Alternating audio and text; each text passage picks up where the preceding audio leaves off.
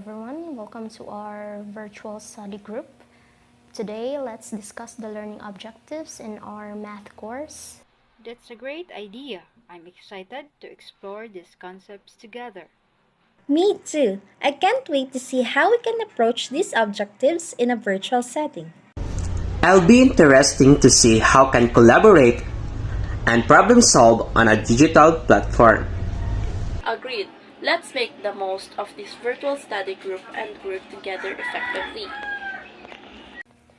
Now, let's start with the first objective, using modulo concepts and properties to solve modular arithmetic problems and compose proofs. So, who would like to begin?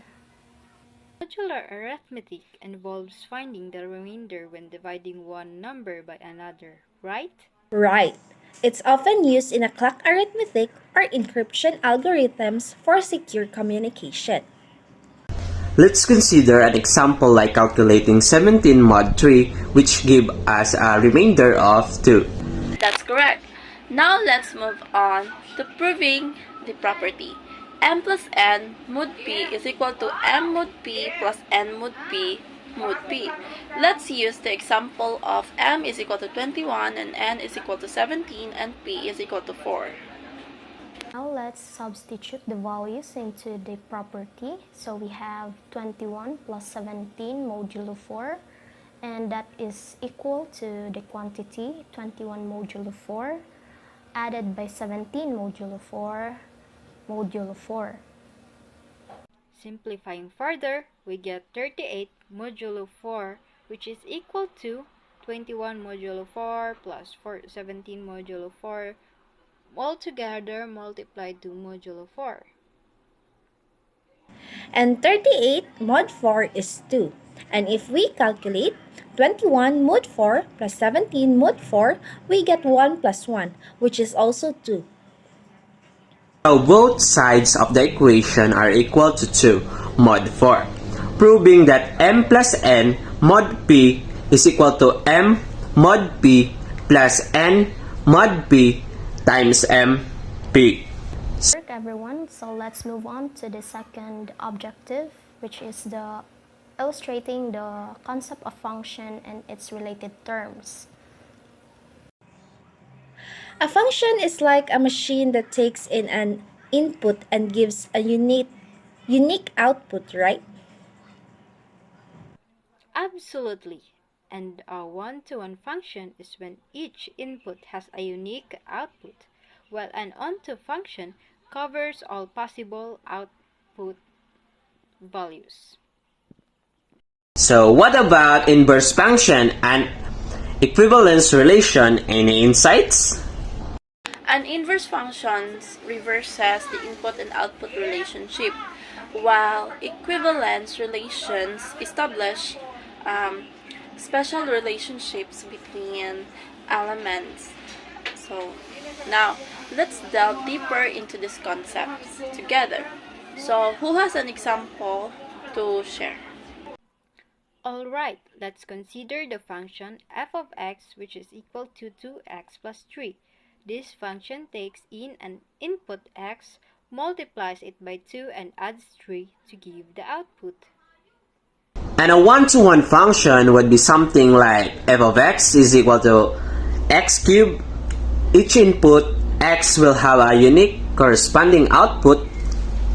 Yes, and an onto function could be g of x is equal to x squared. The range of this function will cover all the positive real numbers. An example of an inverse function could be h of x is equal to 4x minus 5. It undoes the original function's operation, giving the original input back. Excellent discussion, friends. Now, let's focus on our third objective, evaluating functions and identifying their domain and range. To evaluate a function, we substitute a value into the equation and solve for the output. Right. The domain represents the set of all valid input values, while the range represents all possible output values.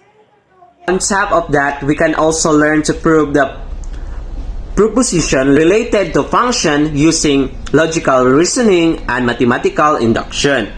Now let's explore some practical examples and analyze their functions. So, domains and ranges collaboratively. Okay, let's evaluate the function f of x, which is equal to 2x squared minus 5 for an input of x equals 3. Substitute x is equal to 3 into the function. We get f of 3 is equal to 2 times 3 squared minus 5. And 2 times 9 minus 5 is equal to 18 minus 5, which is equal to 13. And to identify the domain and range, we need to consider the valid input values and possible output values in case the domain in all real numbers and the range is all real numbers greater than or equal to -5. Now, let's formulate a proof for the proposition of f times g times x equals to f of g times x. Can we find a suitable example to demonstrate this? How about we take f of x is equal to x squared and g of x is equal to 2x minus 3. We can substitute the value, say x is equal to 4, into both functions and compare the results. Okay, let's start with f of g of x, which means we need to evaluate f times g of x. Substituting x equals 4 into g of x gives us g times 4 equals 2 times 4 minus 3, which is, so we combine, we first do the multiplication, so we have 8 minus 3, which is equal to 5. Now, we substitute the result, 5 into f of x. So if f of 5 is equal to 5 squared, the result would be 25. Let's evaluate f of g 4 by substituting x is equal to 4 into f of x like so. F of 4 is equal to 4 squared is equal to 16. And if we substitute, the result will be 4 into g of x. We get g of 6g times 16 is equal to 2 times 16 minus 3 is equal to 32 minus 3 is equal to 39. And so, according to our calculations, f of g of x is equal to 25, and f of g of 4 is equal to 29. This shows that f of g of x is not equal to f of g of x.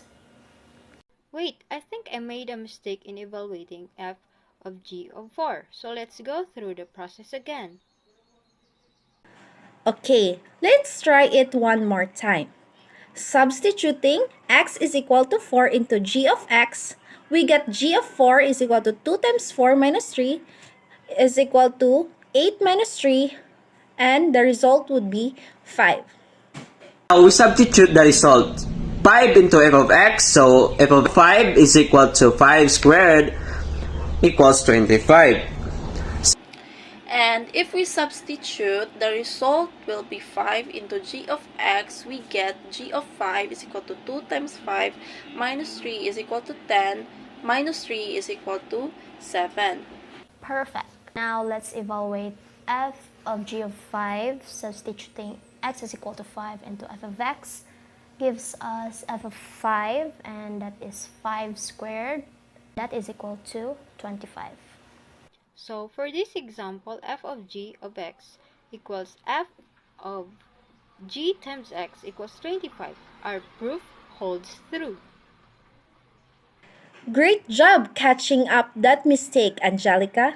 It's crucial to double-check our calculations to ensure accuracy. Absolutely, babes. It is essential to be diligent when evaluating and proving functions to ensure we demonstrate mathematical thoughts. Agreed. This exercise had taught us the importance of attention to detail and the need for careful calculations to support our mathematical claims. And with that, our virtual discussion comes to a close. Great job, everyone.